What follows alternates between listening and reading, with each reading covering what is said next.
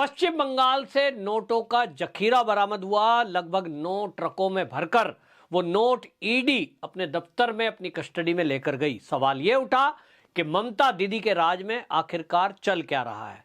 पार्थ चटर्जी जो ममता बनर्जी के बिल्कुल खासम खास है, उन्होंने ईडी को यह बताया कि मैं अकेला इस काम में नहीं हूं, ये जो भर्ती हुई है और इसकी एवज में जो पैसे लिए गए, इसके लिए बाकायदा कई तरह के एजेंट काम कर रहे थे, जिसमें कई विधायक और कई मंत्री भी शामिल थे। खुला रेट था कि ग्रुप सी के लिए इतने रुपए देने हैं, ग्रुप डी के लिए इतने देने हैं, तो 20 लाख तक के रुपए वो टीचर के लिए देने हैं। ये बात अलग है कि विधायकों के लिए अलग रेट था, मंत्रियों के लिए अलग रेट था, और ये सारा पैसा जो इकट्ठा पार्थ चटर्जी के जरिए हुआ, ये जो किया गया, इसके लिए बाकायदा सहमति बनी थी सभी के अंदर। अब सवाल ये उठता है कि ये इतना सारा पैसा क्यों इकट्ठा किया गया। इसका उत्तर तलाशने के लिए ईडी पार्थ चटर्जी से लगातार पूछताछ कर रही है और इसी तरह अर्पिता मुखर्जी से लगातार पूछताछ कर रही है। कुछ ही दिनों में यह भी खुलासा होगा, लेकिन ममता बनर्जी जिनको अब यह डर सता रहा है कि ईडी को क्या क्या राज पार्थ चटर्जी बताएगा, क्या क्या उनके जानकारी में मिलेगा, किसके ऊपर छापे पड़ेंगे, इस दहशत में सुनने में यह आ रहा था कि ममता बनर्जी अब मंत्रिमंडल को बर्खास्त करेगी और खुद ही सारे मंत्रालय संभालेगी, नए लोगों को मंत्री बनाएगी।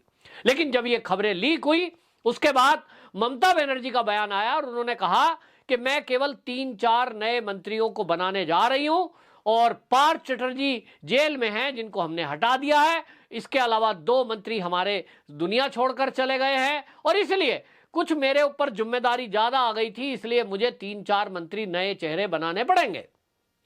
अब उसके अलावा ममता बनर्जी ने एक घोषणा अचानक में कर दी और उन्होंने 7 नए जिले बना दिए। अभी तक 27 जिले थे, अब 30 जिले पश्चिम बंगाल में कर दिए गए। इसको लेकर के जब मीडिया ने सवाल पूछा तो उन्होंने कहा कि ज्यादा बड़े जिले थे जिनको टुकड़ों में कर दिया गया है विकास की तर्ज को देखते हुए। लेकिन भारतीय जनता पार्टी के लीडरों का कहना है कि ममता बनर्जी मुद्दे से ध्यान भटकाने के लिए ये सब कर रही है। पश्चिम बंगाल में अभी तक कोई ऐसा विचार नहीं था, इसके बारे में कोई चर्चा नहीं की गई। अचानक इस तरह की बात करके और अचानक मंत्रिमंडल का विस्तार जिस तरह से ममता बनर्जी ने घोषणा की है, ये एक आई वॉश करने की जरूरत है। इस तरह से जो ये ममता बनर्जी कर रही है, आई वॉश करने का एक तरीका है, लोगों के ध्यान भटके और उनको दिखाई दे कि ममता बनर्जी तो बड़ा पाक साफ है और न्याय पसंद है, भ्रष्टाचार पर 0 टॉलरेंस नीति है, ऐसा ममता बनर्जी दिखाना चाहती है। बीजेपी के लीडरों की माने तो उन्होंने कहा है कि इस मामले में आपको बताएं कि जितना भी घोटाला हुआ है, जितने भी पैसे इकट्ठे हुए हैं, जितने मंत्रियों ने ये रिश्वतखोरी की है, इसमें अधिकारी भी जुड़े हुए हैं और ममता बनर्जी को इस सारे घटनाक्रम की जानकारी थी, इस सारे घपले घोटाले की जानकारी थी, क्योंकि इससे जुड़े हुए जो अभ्यर्थी है, जिन्होंने रिटन टेस्ट दिए थे, जिन्होंने सालों साल मेहनत करी थी, जिन्होंने अपनी इस तैयारी में लाखों रुपए कोचिंग में खर्च किए थे, वो सब पिछले 500 दिनों से धरना दिए हुए हैं। उनके धरने प्रदर्शन को लेकर सरकार ने उनके ऊपर लाठीचार्ज भी कराया, उनको हटाने की कोशिश की और उन्हें अवैध धरना करार दिया था। लेकिन कोर्ट में जाकर उन लोगों ने अपनी बात रखी तो न्यायपालिका ने माना कि भाई इस आजाद देश में अपनी बात को कहने के लिए धरना प्रदर्शन भी यदि कोई नहीं करेगा, जिसका उत्पीड़न हुआ है, तो क्या कौन करेगा। और इसलिए यह सब कहा जा रहा था। तो ममता बनर्जी जो आज ये कहने की कोशिश कर रही हैं कि उनकी जानकारी में नहीं था इस तरह का भ्रष्टाचार, अब यह साफ हो गया है कि ममता बनर्जी केवल बहानेबाजी कर रही है। उनको सब कुछ पता था और अब वो केवल बचने के रास्ते ढूंढ रही है। लेकिन जो जानकार है उनकी माने तो वो ये कह रहे हैं कि ममता बनर्जी अब बिल्कुल भी बचने वाली नहीं है, क्योंकि जितना भी ये रिश्वतखोरी हुई है, ऐसा तो हो नहीं सकता कि मुख्यमंत्री को इसका हिस्सा ना मिला हो। मामला 5000 करोड़ रुपए का बताया जा रहा है। सभी मंत्रालयों ने मिलकर इस तरह की लूट खसूट की है और अब यह बताया जा रहा है कि यह पैसा 2024 के चुनाव को लड़ने के लिए, लोकसभा चुनाव में ममता बनर्जी प्रधानमंत्री का फेस बनकर विपक्ष के सामने उतरने जा रही थी और उसके लिए यह पैसा इकट्ठा किया जा रहा था ताकि पूरे देश में इस पैसे के जरिए वो अपना चुनाव प्रचार कर सके और चुनावी रैलियां कर सके और अपने को राष्ट्रीय नेता घोषित कर सके। अब इस मामले में यह तैयारी जो चल रही है, यहां देखने की बात यह है कि इस तरह का जो विपक्षी चेहरा है वो तो शरद पवार भी है, वो तो अभी संजय राउत भी बोल चुके कि जो शरद पवार हैं वो प्रधानमंत्री के सामने विपक्ष का जो चेहरा होंगे वो बहुत अच्छे होंगे। तो क्या इसका मतलब इस तैयारी में इस तरह से अरबों रुपया इकट्ठा किया जा रहा होगा? ये सवाल पूछ रहे हैं लोग कि एक पार्टी टीएमसी जिसका वर्चस्व केवल पश्चिम बंगाल तक है, तो क्या इसी तरह अन्य राज्यों में जो ये विपक्षी नेता हैं जैसे कि एनसीपी के प्रमुख शरद पवार, क्या वो महाराष्ट्र में भी इसीलिए लूट खसूट कर रहे थे?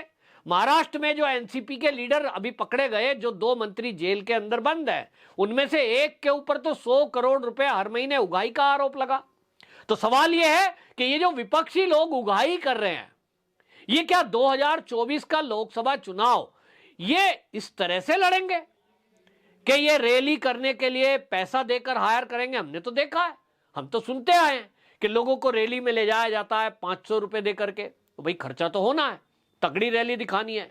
तो ये विपक्ष की तैयारी काम पर नहीं है भाई। जहां आप सत्ता में हो 2.5 साल, अगर महाराष्ट्र के अंदर महाविकास आघाड़ी सरकार चली तो शरद पवार जी को अगर प्रधानमंत्री चेहरा बनना था तो उनको काम करने थे ऐसे कि लोग कहें कि देखिए कैसी सरकार महाविकास आघाड़ी की चली है महाराष्ट्र में, पूरे देश में यदि ऐसी सरकार हो गई तो देश का भला होगा। ऐसा अगर जनता में एक उदाहरण देते, वो महाराष्ट्र की सरकार चलाते, शायद शरद पवार जी को लोग पसंद करते।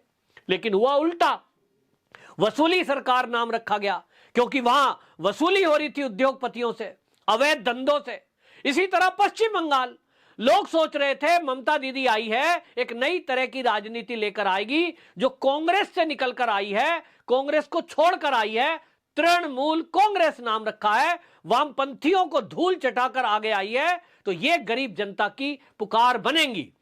लेकिन ममता दीदी अगर ऐसा करती कि अपने राज्य में पूरी ईमानदारी से भर्ती करती, गरीब लोगों को नौकरियों में भर्ती करती, गरीब लोगों के लिए मकान बनाकर फ्री में देती, गरीब लोगों के लिए बिजली, पानी, अन्य सुविधा, चिकित्सा सुविधा करती, लोगों के लिए सड़कें बनाती जैसा यूपी में बन रही है, जैसा बिहार तरक्की कर रहा है, तो लोग कहते ममता दीदी का शासन, ममता दीदी की पार्टी टीएमसी बिल्कुल अलग है। तो भाजपा को जो लोग नहीं पसंद करते या वोट देना पसंद नहीं करते, वो टीएमसी को पूरे देश में वोट देते।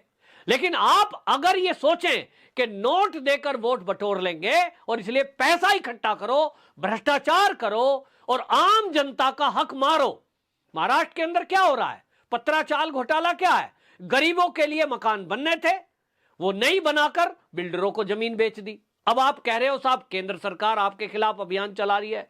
इसी तरह पश्चिम बंगाल में आम गरीबों के बच्चे, कोई चपड़ासी, कोई क्लर्क, कोई टीचर, इसके लिए मेहनत कर रहा है, टेस्ट की तैयारी सालों साल कर रहा है, और जब उसका टेस्ट देने के बाद रिजल्ट आता है तो उस रिजल्ट में नाम किसके आते हैं? जिन्होंने रिश्वत दी है। उनका नाम आता ही नहीं जिन्होंने टेस्ट ईमानदारी से दिया है। तो आम आदमी देश का क्या समझेगा? ममता दीदी की सरकार यदि पश्चिम बंगाल से बाहर गई तो ये तो भ्रष्टाचार करेंगे, ये तो किसी को जीने नहीं देंगे। तो नोट के बदले वोट दीदी आपको मिलना नहीं। और इसलिए अब ये कहा जा रहा है कि दीदी का भी लिंक हो सकता है इसमें, और इसी का अगले आने वाले दिनों में खुलासा होगा। यहां तक तो लोग कहते ही हैं खुलेआम कि जो ममता बनर्जी का भतीजा है अभिषेक बनर्जी, वो तो हर जगह हर काम में वो कमीशन लेता है। अब ये आरोप है, लेकिन इन आरोपों में कितनी सच्चाई है इसकी जांच ईडी कर रही है। निश्चित रूप से ममता दीदी के ये जो जिले बढ़ाना या इधर उधर की बयानबाजी करना या पार्थ चटर्जी के अलावा मंत्रालय का विस्तार करना, पुराने लोगों को बर्खास्त ना करना, क्योंकि उनकी बौखलाहट दिखा रहा है, कभी निर्णय कुछ हो रहा है, कभी कुछ हो रहा है। उनको लगता है कि अगर पुराने मंत्री हटाए तो कहीं उनकी पोल ना खुल जाए, कहीं भाजपा में वो शामिल ना हो जाए। अल्टीमेटली होना तो यही है कि पश्चिम बंगाल में अब जो ईमानदार लोग सत्ता में हैं, टीएमसी के मेंबर हैं या वो विधायक हैं, अब वो विचार कर रहे हैं कि हमारा नाम तो खराब हो गया, अब कहां जाएं। भारतीय जनता पार्टी छोड़कर आए थे, अब भाजपा में दोबारा जाएं तो भाजपा लेगी या नहीं लेगी, अब यह नया सवाल है। तो लोग कह रहे हैं नए लोगों को मौका मिले, और ममता बनर्जी तो एक्सपोज हो चुकी कि वो सरकार में रहते हुए पिछले 10 साल से किस तरह से भ्रष्टाचार करके गरीब लोगों का हक मार रही थी। वंदे मातरम।